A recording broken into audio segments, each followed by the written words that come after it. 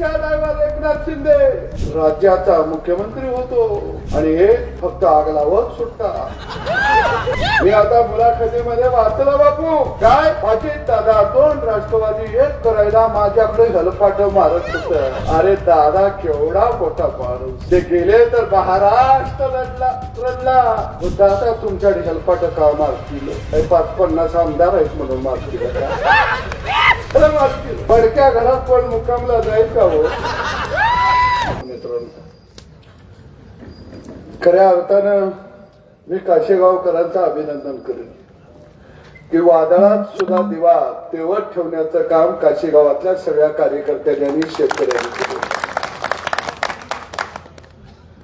नाही तर सत्ता ही सामान्य माणसाला जगू देत नसते.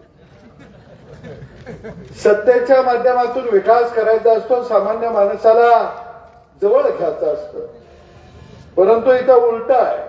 कामगारांना पत्रिका वाटली पाहिजे, तुझं पाणी अडवलं जाईल, तुला कामावनं काढून टाकला जाईल, तुझा रस्ता अडवला जाईल. ही सत्तेची मस्ती असते. अरे देवाभाऊ नावाचा सामान्य माणूस नगरसेवक ते मुख्यमंत्री होतो आणि 150 आमदारांचा नेता बनतो. पण जे सोन्याचा चमचा तोंडात घेऊन आले त्यांना 1.5 आमदार सुद्धा जवळ बाळगता आले नाही. हे दुर्दैव आहे. त्याच्यासाठी दुसऱ्याचं चांगलं चिंतावं लागतं. माझं ते माझं, दुसऱ्याचं बी माझं, आणि नुसतं दुसऱ्याचं माझं नाही तर घरदार सुद्धा तिथं असलं पाहिजे सिंहासनावरती, आणि जनता गुलाम असली पाहिजे. अरे किती दिवस चालणार? हे फार काळ चालत नसतं. एक रिक्षा ड्रायव्हर एकनाथ शिंदे राज्याचा मुख्यमंत्री होतो आणि हे फक्त आग लावत सुटता. मी आता मुलाखतीमध्ये वाचलं बापू काय अजित दादा 2 राष्ट्रवादी एक करायला माझ्याकडे हलपाट मारत होत. अरे दादा केवढा मोठा माणूस, ते गेले तर महाराष्ट्र रडला. दादा तुमच्याकडे हलपाट का मारतील? 5-50 आमदार आहेत म्हणून मारतील का? कशाला मारतील? पडक्या घरात कोण मुक्कामला जाईल का हो?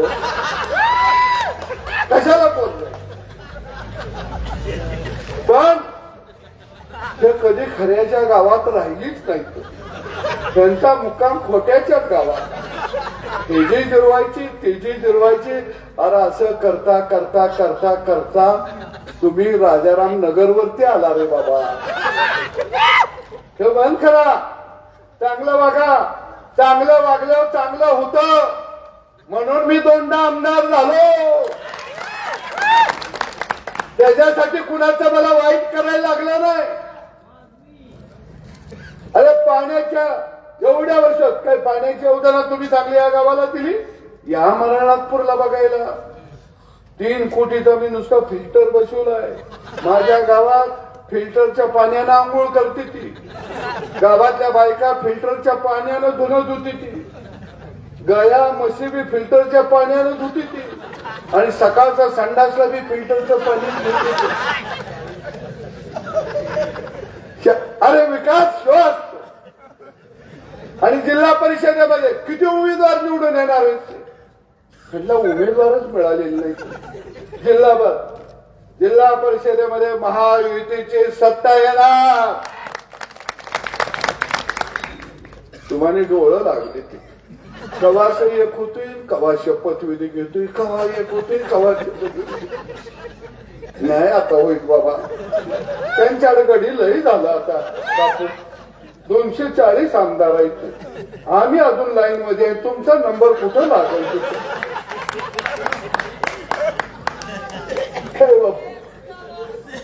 तर मी सगळ्यांना विनंती करतो, कमळाच्या समोरील बटन दाबा आणि गोर गरीब माणसाला एकदा निवडून द्या.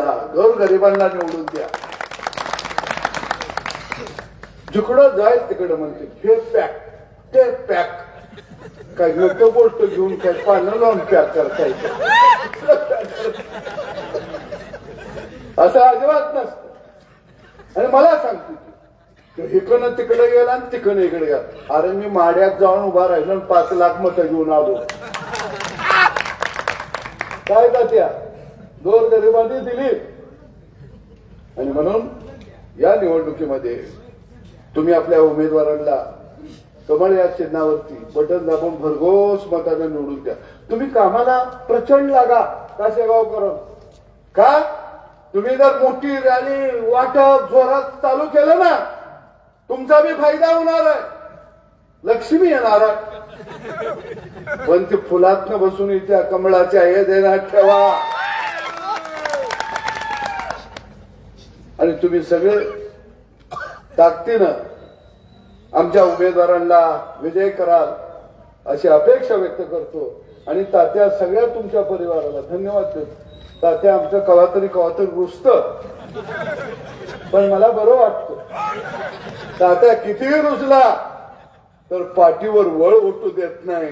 ते कामाला लागलं की तात्या लागतं. आणि निश्चितपणानं सगळ्या कार्यकर्त्यांचं मनापासून सगळ्यांना धन्यवाद देतो. जय हिंद, जय महाराष्ट्र.